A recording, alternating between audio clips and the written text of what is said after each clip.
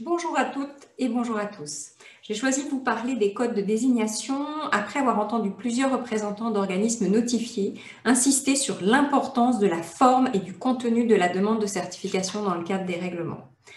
Alors là, maintenant, tout de suite, vous avez la possibilité de mettre sur pause et d'aller chercher un café ou un thé et de reprendre confortablement le cours de la vidéo.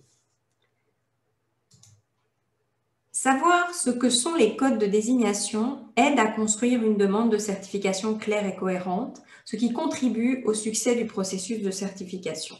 Mais pas seulement. Donc prenons 5 minutes pour connaître l'architecture des codes, identifier les textes de référence qui y sont associés et comprendre leur utilité dans le processus de certification. Pour mémoire, ces codes sont indépendants de la nomenclature européenne DDM et qui est utilisée dans le fonctionnement de la base de données EDAMED. Il y a deux grands types de codes. Tout d'abord, ceux qui décrivent le dispositif en fonction de ses caractéristiques de conception et de sa destination.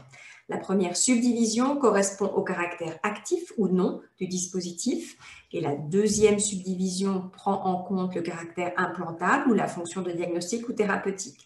La troisième subdivision permet de différencier les DM en fonction de leur destination précise.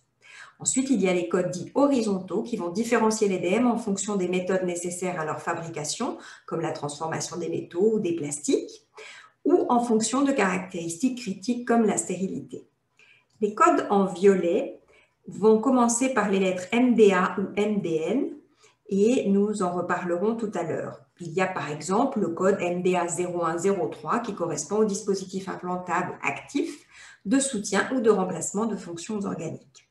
Le principe est le même pour les dispositifs médicaux de diagnostic in vitro.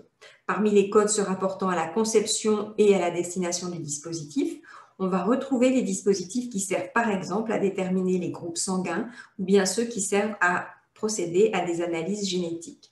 La particularité diagnostic in vitro, c'est qu'il y a deux types de codes horizontaux supplémentaires qui sont relatifs à l'activité de vérification du produit. Les codes en violet commencent par les lettres IVR et nous en reparlerons aussi tout à l'heure. On peut prendre comme exemple IVR 0103 qui correspond au dispositif destiné à déterminer les marqueurs du système Kell.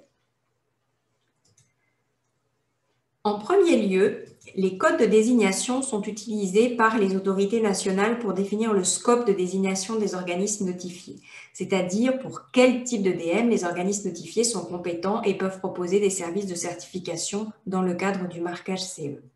Les scopes de désignation des ON sont disponibles sur le site de la Commission européenne dans la base NANDO.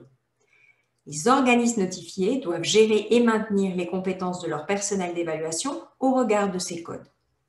Le fabricant doit utiliser ces codes pour décrire le type de dispositif dans la demande de certification remise auprès d'un organisme notifié. Et lors de l'examen de la demande, les organismes notifiés vérifient l'attribution des codes fournis par le fabricant. Donc, le fabricant doit être en mesure d'associer son dispositif à un code produit et à un ou plusieurs codes horizontaux. C'est une autre lecture du catalogue. Les codes sont décrits dans le règlement d'exécution 2017-2185 qui est accompagné d'un guide MDCG de 2019-14 qui permet de comprendre comment affecter les codes et donne des exemples selon la nature des dispositifs. À ce jour, il ne concerne pas les dispositifs de diagnostic in vitro.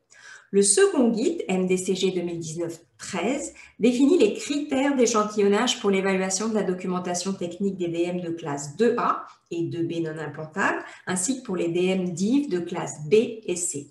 Il nous intéresse aujourd'hui car, comme son nom l'indique, il précise comment doit être mis en œuvre ce point particulier de la procédure d'évaluation. Il fournit un certain nombre de définitions, dont celle de catégorie. Pour définir le plan d'échantillonnage des documentations techniques pour les dispositifs de classe 2A ou de classe B pour les DM de diagnostic in vitro, il faut connaître la ou les catégories de ces produits. Le guide précise qu'une catégorie correspond à un code MDA ou MDN ou à un code IVR, c'est-à-dire ceux que nous avons vus il y a quelques instants. Donc, savoir à quel code correspondent les produits de son catalogue permet à un fabricant d'orienter son choix d'organisme notifié de rendre claire sa demande de certification et de prévoir la granulométrie de l'échantillonnage pour l'examen des documentations techniques pour les DM de classe 2A et de classe B IVD. À bientôt!